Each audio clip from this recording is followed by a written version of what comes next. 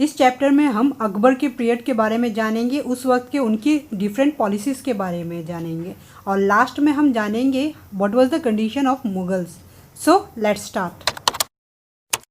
Mughal rulers की main source of income थी tax, जो वे किसानों की कमाई से लिया करते थे। किसान अपने टैक्स को रूरल एलाइट्स को पे किया करते हैं। ये रूरल एलाइट्स हेडमैन या लोकल चिफ्शियंस होते हैं।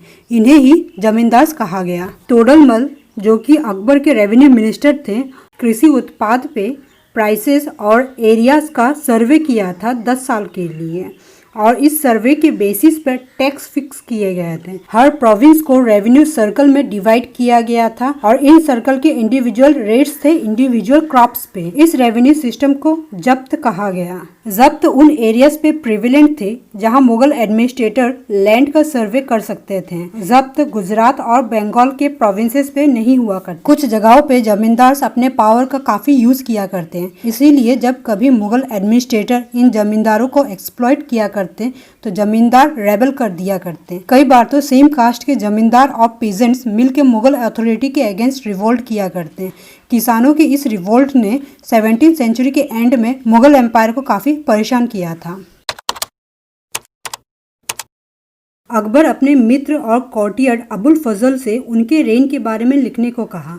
अबुल फजल ने 3 वॉल्यूम की इतिहास लिखी जिसे अकबरनामा कहा गया। पहले वॉल्यूम में अकबर के पूर्वजों के बारे में लिखा गया। दूसरे वॉल्यूम में अकबर के रेन के दौरान के जो इवेंट्स हुए थे उनके बारे में लिखा गया और तीसरे वॉल्यूम में अकबर के administration, household, arms, revenue, empire की ज्योग्राफी के बारे में लिखा गया जिसे आईनी अकबरी कहा गया। आईनी अकबरी से हमें काफी सारे डिटेल्स का पता चलता है, लाइक उस वक्त के ट्रेडिशन एंड कल्चर के बारे में, then crops, yield, rice, wages और रेवेन्यू के बारे में भी पता चलता है। अकबर के एडमिनिस्ट्रेशन का पता हमें अकबरनामा से चलता है, स्पेशली आईनी अकबरी से। अबुल फजल ने बताया कि एम्पायर को प्रोविंस में डिवाइड किया गया जिसे सूबा कहा गया और जो इन्हें गवर्न किया करते उन्हें सूबेदार कहा गया। सूबेदार पॉलिटिकल अफेयर्स और मिलिट्री अफेयर्स को देखा करते।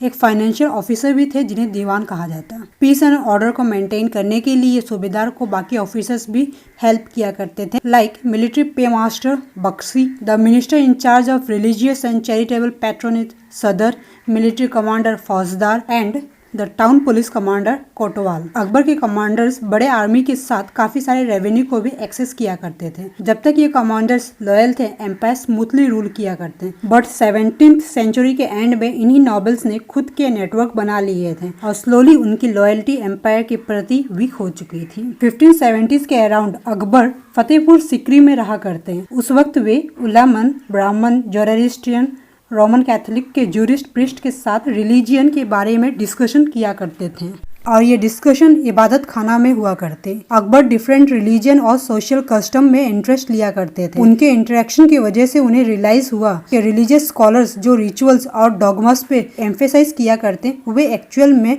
बाइगॉट्स थे।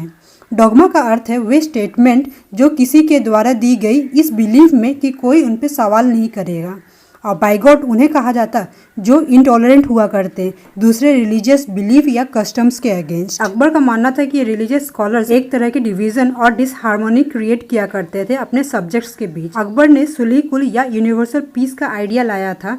इस आइडिया से डिफरेंट रिलीजियन में डिस्क्रिमिनेशन नहीं हुआ करती, बल्कि ये ऑनेस्टी, जस्टिस और पीस पे फोकस किया करती थी जो यूनिवर्सली एप्लीकेबल थी। अबुल फजल ने भी अपना योगदान दिया था सुलह कुल के आइडिया को अच्छे से गवर्नेंस में फ्रेम करने के लिए। बाद में जहांगीर और शाहजहां ने भी इसे फॉलो किया था।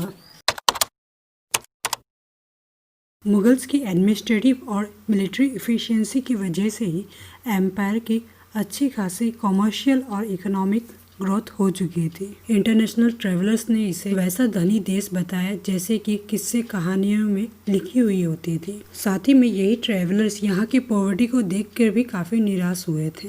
यहाँ की सामाजिक असमानताएं काफ़ी साफ दिखाई पड़ती थी। शाहजहां के रेन के 20वें साल के डॉक्यूमेंट से हमें ये पता चलता है जहाँ एक समय यहाँ पे 8000 हाईएस्ट रैंकिंग मनसबदार हुआ करते थे, वहीं पे इस वक्त 445 मनसबदार बचे थे। टोटल मनसबदारों की संख्या 5.6% थी और उन्हें 61.5% एस्टिमेटेड रेवेन्यू से सैलरीज दी जाती थी जो उनके लिए और उनके ट्रूपर्स के लिए हुआ करती थी।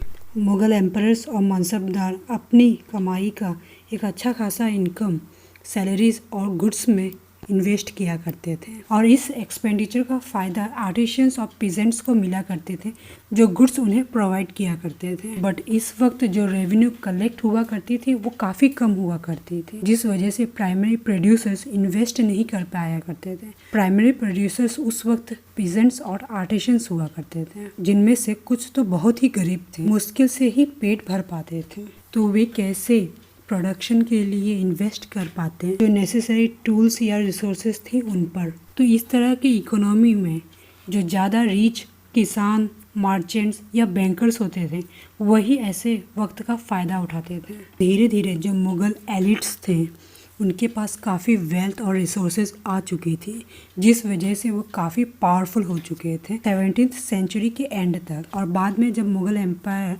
स्लोली डिक्लाइन होती गई तो यही सर्वेंट्स खुद के पावरफुल सेंटर्स बना चुके थे, नए डायनेस्टीज और प्रोविंसेस भी बना चुके थे लाइक हैदराबाद एंड औध। हालांकि तब तक वे मुग़ल एम्पायर को अपने मास्टर माना करते थे और 18th सेंचुरी के एंड तक उनकी खुद की इंडिपेंडेंट आइडेंटिटी बन चुकी थी।